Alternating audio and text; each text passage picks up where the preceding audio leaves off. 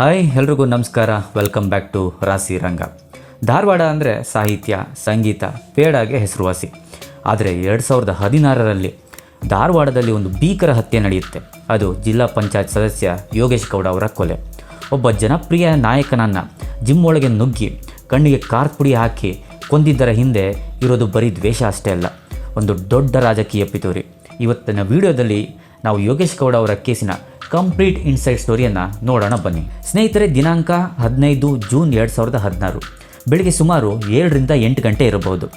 ಸತ್ತಾಪುರದ ಉದಯ್ ಜಿಮ್ಗೆ ಯೋಗೇಶ್ ಗೌಡ ಅವರು ಬರ್ತಾರೆ. ಇವರು ಜಿಮ್ ಮಾಲೀಕರು ಕೂಡ ಹೌದು.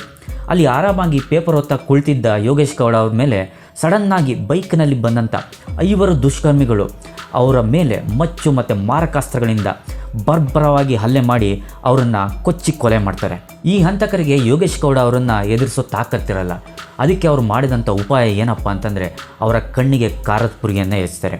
ಯೋಗೇಶ್ ಗೌಡ ಅವರು ಯಾವುದೇ ಪ್ರತಿರೋಧವನ್ನು ಒಡ್ಡಬಾರ್ದು ಅಂತ ಅವರ ಕಣ್ಣಿಗೆ ಖಾರದ ಪುರಿ ಹಚ್ಚಿ ಅವರ ಮೇಲೆ ಅಟ್ಯಾಕನ್ನು ಮಾಡ್ತಾರೆ. ಈ ಘಟನೆಯಿಂದ ಕಂಪ್ಲೀಟ್ ಧಾರವಾಡನೇ ಬೆಚ್ಚಿ ಬೀಳುತ್ತೆ. ಕೊಲೆಯಾದ ಕೆಲವೇ ದಿನಗಳಲ್ಲಿ ಪೊಲೀಸರು 6 ಜನರನ್ನು ಅರೆಸ್ಟ್ ಮಾಡ್ತಾರೆ. ಇದೊಂದು ಸೈಟ್ ವಿಚಾರಕ್ಕೆ ನಡೆದಂಥ ಕೊಲೆ ಅಂತ ಕೇಸನ್ನು ಕ್ಲೋಸ್ ಮಾಡೋಕ್ಕೆ ಪ್ರಯತ್ನವನ್ನು ಪಡ್ತಾರೆ. ಆದರೆ ಯೋಗೇಶ್ ಗೌಡ ಅವರ ಪತ್ನಿ ಮತ್ತು BJP ನಾಯಕರು ಇದೊಂದು ರಾಜಕೀಯದ ಕೊಲೆ, ಇದೊಂದು ರಾಜಕೀಯ ಪ್ರೇರಿತ ಕೊಲೆ, ಇದರ ಹಿಂದೆ ಸಚಿವ ವಿನಯ್ ಕುಲಕರ್ಣಿ ಅವರಿದ್ದಾರೆ ಅಂತ ಒಂದು ಗಂಭೀರ ಆರೋಪವನ್ನು ಮಾಡ್ತಾರೆ.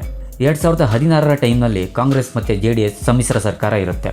ಆ ಟೈಮ್ನಲ್ಲಿ ಈ ಕೇಸ್ನ CBIಗಂತೂ ಕೊಟ್ಟಿರಲ್ಲ. ಯಾವಾಗ ಸಮ್ಮಿಶ್ರ ಸರ್ಕಾರ ಬಿದ್ದು BJP ಅಧಿಕಾರಕ್ಕೆ ಬರುತ್ತೋ ಈ ಕೇಸ್ನ CBIಗೆ ವರ್ಗಾವಣೆ ಮಾಡುತ್ತೆ. ಒಂದ್ಸಲ ಈ ಕೇಸು CBIಗೆ ಹೋದ್ಮೇಲೆ ಎಲ್ಲವೂ ಬದಲಾಗೋಗುತ್ತೆ.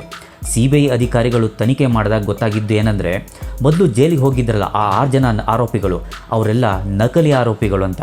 ಅವರಿಗೆ ಹಣದ ಆಸೆ ತೋರಿಸಿ ನಿಮ್ಮ ಫ್ಯಾಮಿಲಿನ ಸೆಟ್ಲು ಮಾಡ್ತೀವಿ, ನೀವು ಜೈಲಿಗೆ ಹೋಗಿ ಅಂತ ಅವ್ರನ್ನೆಲ್ಲ ಒಪ್ಪಿಸಿ ಅವ್ರನ್ನ ಜೈಲಿಗೆ ಕಳಿಸಲಾಗಿರುತ್ತೆ. CBIನವರು ಇದನ್ನು ರೀಇನ್ವೆಸ್ಟಿಗೇಷನ್ ಮಾಡಿದಾಗ ಗೊತ್ತಾಗಿದ್ದು ವಿನಯ್ ಕುಲಕರ್ಣಿ ಅವರ ಆಪ್ತರು ಮತ್ತು ಅವರ ಬ್ರದರ್ಸ್ ಪಾತ್ರ ಕೂಡ ಈ ಪ್ರಕರಣದಲ್ಲಿ ಇದೆ ಅನ್ನೋದು ಬೆಳಕಿಗೆ ಬರುತ್ತೆ.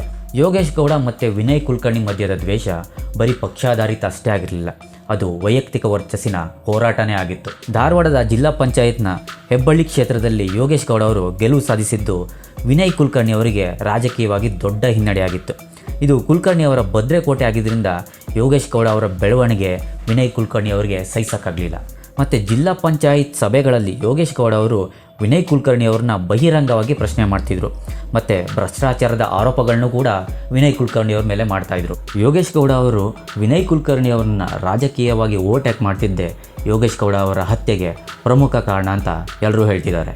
ಇನ್ನು ಹಂತಕರ ವಿಚಾರಕ್ಕೆ ಬರೋದಾದರೆ ಗೆಳೆಯರೆ, ಈ ಕೇಸ್ನಲ್ಲಿ ದೊಡ್ಡ ಟ್ವಿಸ್ಟ್ ಅಂತಂದರೆ ಅದು ಆ ಡಮ್ಮಿ ಆರೋಪಿಗಳು. ಕೊಲೆ ನಡೆದ ತಕ್ಷಣ 6 ಜನ ಬಂದು ಪೊಲೀಸರಿಗೆ ಸರೆಂಡರ್ ಆಗ್ತಾರೆ. ಇಡೀ ಕರ್ನಾಟಕ ಇದೊಂದು ಆಸ್ತಿ ವಿವಾದ ಅಂತ ನಂಬ್ಕೊಂಡಿತ್ತು. ಆದರೆ CBI ಎಂಟ್ರಿ ಕೊಟ್ಟಾಗ ಗೊತ್ತಾಗಿದ್ದು ಏನಂತಂದರೆ ಜೈಲಿಗೆ ಹೋದವ್ರು ಯಾರು ಕೊಲೆಗಾರರೇ ಅಲ್ಲ ಅಂತ. ನಿಜವಾದ ಹಂತಕರು ಆಚೆನೇ ಇದ್ದರು, ಅವರಿಗೆ ಪ್ರಭಾವಿಗಳ ಸಪೋರ್ಟ್ ಕೂಡ ಇತ್ತು. CBI ಅಧಿಕಾರಿಗಳು ಸಾಕ್ಷಿಯನ್ನು ಹುಡುಕಿದ್ದು ಬರೀ ಮಣ್ಣಲ್ಲಲ್ಲ, ಮೊಬೈಲ್ ಟವರ್ಗಳಲ್ಲಿ. ಕೊಲೆ ನಡೆದ ಸಮಯದಲ್ಲಿ ಯಾರು ಎಲ್ಲೆಲ್ಲಿದ್ದರು, ಒಬ್ಬ ಮಂತ್ರಿ ಆಪ್ತರು ಸುಪಾರಿ ಕಿಲ್ಲರ್ ಜೊತೆ ಯಾಕೆ ಮಾತಾಡ್ತಿದ್ರು, ಈ ಕಾಲ್ ರೆಕಾರ್ಡ್ಸ್ ಎಲ್ಲ ಸಿಕ್ಕಿದ್ದೇ ವಿನಯ್ ಕುಲಕರ್ಣಿ ಅವರ ಬಂಧನಕ್ಕೆ ದೊಡ್ಡ ಅಡಿಪಾಯ ಆಯಿತು. ಹಂತಕರು ಯೋಗೇಶ್ ಗೌಡ ಅವರನ್ನು ಯಾಕೆ ಅಟ್ಟಾಡಿಸಿ ಕೊಂದರು ಗೊತ್ತಾ? ಯಾಕಂದರೆ ಯೋಗೇಶ್ ಗೌಡ ಅವರು ಪೈಲ್ವಾನ್ ಆಗಿರ್ತಾರೆ, ಹಾಗೆ ಜಿಮ್ ಕೂಡ ಮಾಡ್ತಾಯಿರ್ತಾರೆ. ಅವರೇನಾದರೂ ಎದುರು ಬಿದ್ದರೆ ನಮ್ಮ ಮಾಟ ನಡೆಯಲ್ಲ ಅಂತ ಗೊತ್ತಿದ್ದ ಹಂತಕರು ಮೊದಲೇ ಅವ್ರ ಕಣ್ಣಿಗೆ ಖಾರದ ಪುಡಿಯನ್ನು ಎರಚ್ತಾರೆ.